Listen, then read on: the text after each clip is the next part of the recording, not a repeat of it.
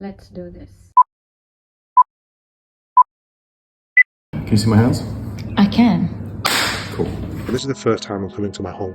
You know, this is where I'm from. This is where my family lives.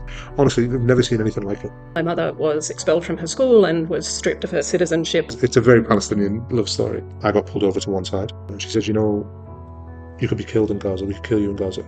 I've been here for like 3 hours. I've already been told like 8 times I'm going to be shot. And I'm an aid worker. Like, what must it be like if you're Palestinian? I can still just remember some of the children that came in, you know, some of them with their heads blown off, some children burnt alive, some children with missing limbs, children who had almost pretty much starved to death and, you know, were taking their last breaths. So we have to be so wary, you know, that's anti-Semitic or this is anti-Semitic. And, you know, for me, I was just like, I feel like an imposter here. Now here's me coming in like, you know, these guys know what they do. They don't need me.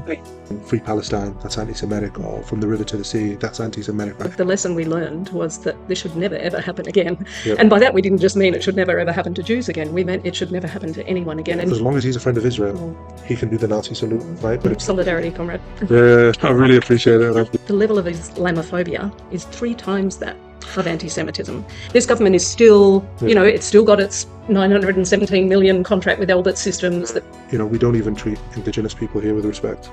You know, so how are we going to start treating Indigenous people in another part of the world with respect? I think Damascus call it of the Israeli ethno state. I'm Jewish, and I absolutely will and will continue to criticise Israel till my dying breath. Capitalism and money doesn't discriminate between colour. The destiny of the Ukrainians and the destiny of the Palestinians is actually all intertwined.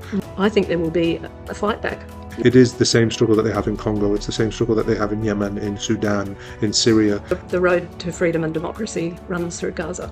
And that's why I think there is so much contention to silence the voices of Palestinians. If a kid who's got a missing leg is saying, I'm not going anywhere, you can get out of your house and you can go protest on a Saturday for them. Like now we're approaching 2 years, almost 2 years. Just like, unbreakable spirit. Unbreakable spirit. Absolutely. This is a movement based on justice and freedom and equality for everybody. I want to help initiate that because this is being done in my name. We can't do anything about the genocide that happened here with Indigenous people. You know, we can try and improve what's going on.